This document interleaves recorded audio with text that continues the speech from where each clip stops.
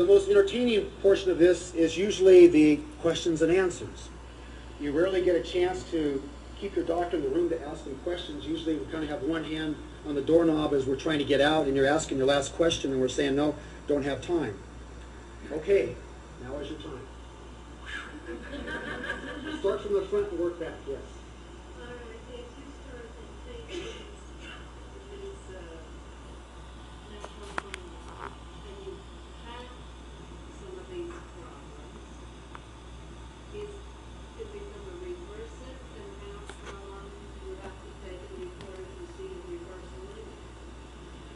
Are these hormones going to cause reversal? No.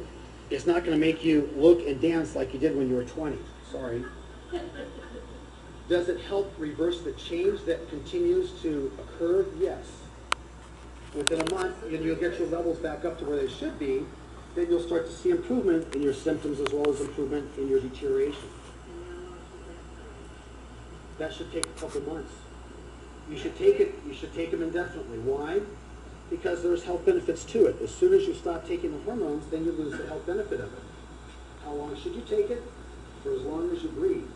When you want to start deteriorating or not feeling as well, then that's when you should stop your hormones. Okay?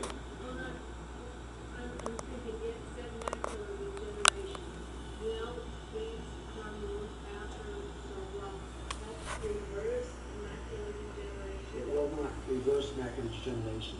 Hormones are beneficial in protecting against the deterioration of the neurons. Once the neuron is destroyed, it will not fix it. It's preventive medicine. You need to prevent it from occurring. Once it occurs with the neurons, we can't reverse it. So don't let it occur. If you have it, then you can still protect against it getting worse, but you will not be able to reverse the changes in the neuron that's already occurred. Sorry. Diabetes can cause some harm also, and what we want to do with diabetes is protect against the deterioration that we see with our blood vessels as we get older. The hormones tend to help protect against that deterioration. All diabetics should be on, if you're female, estrogen and progesterone, and testosterone, and if you're male, definitely testosterone and definitely DHEA. Yes?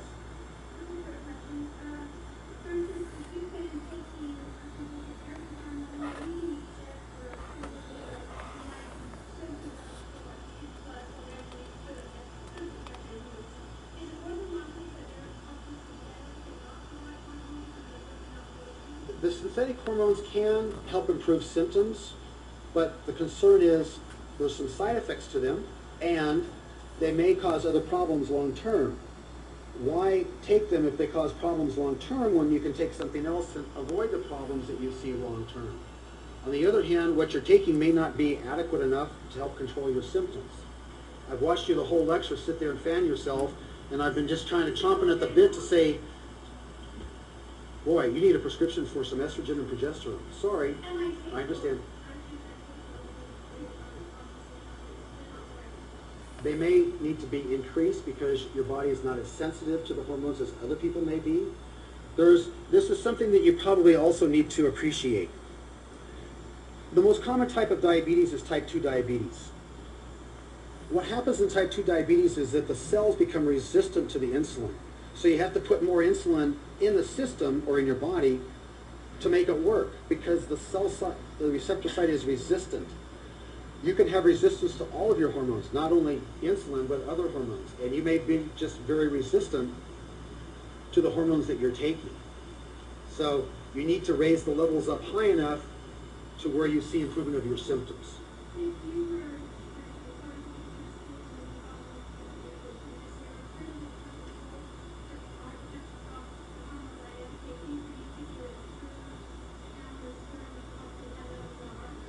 The question is, do you need to stop your hormones in order to get a true reading? If you're menopausal, I know what your level of estrogen is. It's 0. I know your progesterone level is 0, and I know your testosterone level is 0. I really don't need to measure those, but I will show you where they are. More importantly, what I need to know is where they are when you're treated. So, best, test you when you're on all the hormones that you should be on, optimal doses, and then adjust it according to your lab test or according to how you feel. Sometimes you need to go a little bit higher than normal in order to affect a change. Why? Because your body's resistant to the hormones that you're putting into it.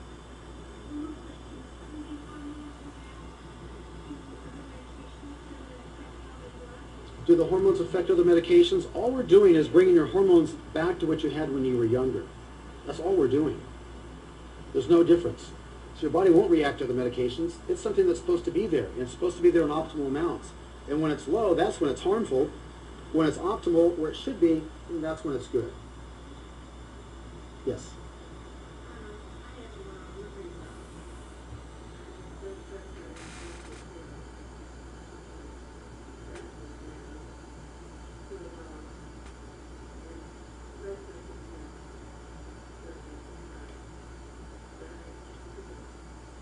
Memory loss in women and in men is due to loss of hormones.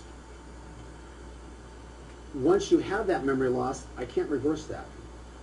But the key is to try to bring your hormone levels up to optimal to help prevent any further deterioration that you may get. So, can't reverse it, but you should prevent it from occurring in the first place. It's not dying, no. It's just not working as well as it could. Yes?